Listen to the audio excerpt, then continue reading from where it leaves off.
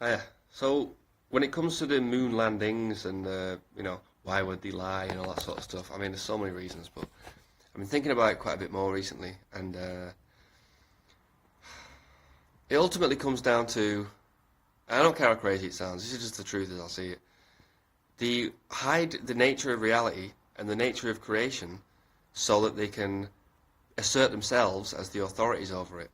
Um, you know, once upon a time, God looked after man, man looked after woman, woman looked after child, and that order was running pretty smoothly for a lot of years. God being the source of all things, and men accept Him, that we're not going to know it all, and having trust and faith in God and in the natural world, the nature of creation. And even the moon landings, like people say, a common one is, even people that know the moon landings were bullshit will say, oh yeah, but America faked the moon landings to defeat Russia in the space race, blah, blah, blah. And I don't think they did. For one thing, Russia and America and countless many other major countries are all signed on to the Antarctic Treaty. They are in it together. When they have wars, it's a case of killing off plebs, our plebs versus your plebs. None of the leaders are going to war. They're in on it together. That's what I'm saying. And the moon landings.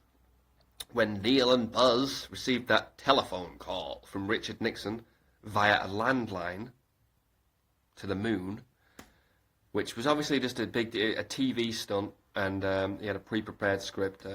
Neil and Buzz, this is the first thing he said. Because of what you have done, this was in the speech, the heavens are now a part of man's world. And that's why I believe a major reason, if not the major reason, was to ultimately do away with faith, to do away with God, to do away with people's belief and people's faith in God. Because once people have faith and belief in God, you as a fellow man, as a fellow human being, don't get to assert authority over them, at least not entirely. And you can scare them with laws and police and stuff, but you can't get them to surrender their hearts, minds and souls to you as a system, as a whatever you want to call it, for as long as they have faith in God. And the heavens are now a part of man's world. And it was very perfectly worded. Social science, so-called social science and behavioral science are what run this shit. We think it's chemistry and physics, the scientists have said blah, blah, blah, but it's all emotional manipulation. That's what the establishment media deals in, is emotional manipulation. I've got a bit off track. What the science world referred to as the Van Allen radiation belts for the longest time, which sounds super clever, right? It's been referred to as the firmament for the longest time. That's what it's called in the Bible. It's in the very beginning. God made the firmament to separate the waters from the waters. It just so happens when you look at twinkling stars, they do very much look like lights in water. They're twinkling. Other ancient cultures, Ra, I believe, was the goddess in Egypt that was formed the sky dome over the earth. Rakia, I'm not sure if that's Greek or Hebrew word for the solid expanse, the firmament over the earth. The Van Allen radiation belts, as they called it in the, whenever it was, the 60s. I'm not good at dates. But they can't leave. You can't leave the earth. This is creation. This is what we live in. And as for this, like, SpaceX, Elon Musk thing at the minute, all a stage, all a script. The founder of the founder of NASA, the Nazi rocket scientist himself, Wernher von Braun, wrote a book. He wrote a fiction book back in the day. I told you I'm not good at dates. About the first little boy to colonize Mars. And the character's name in the book was Elon.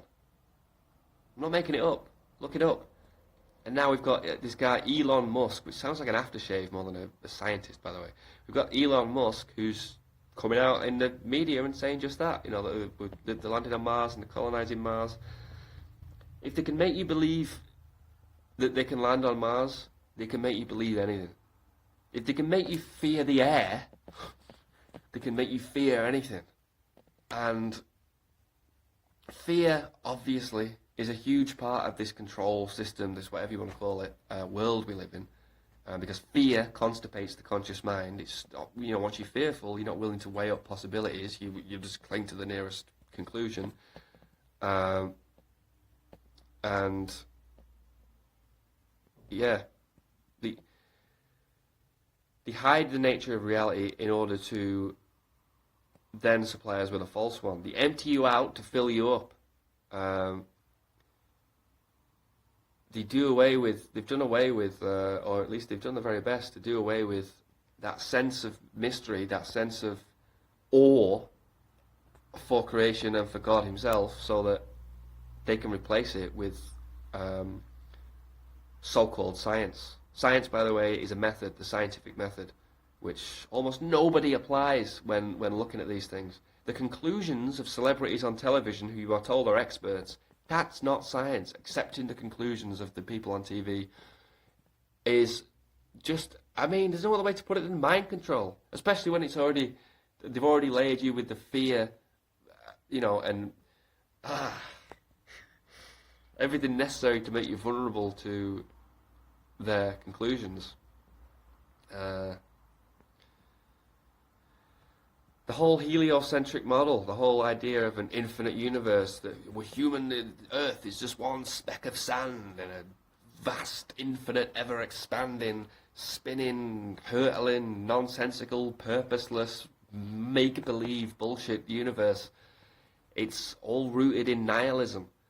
You can look at quotes from a lot of the older physicists, of Einstein, there's a video, I'll leave the link below, where they've said that optical phenomena and the experiments we've performed don't prove anything other than Earth is at the centre of the universe. And the only way to escape this horror, that's what they called it, is to do more experiments, to apply interpretation.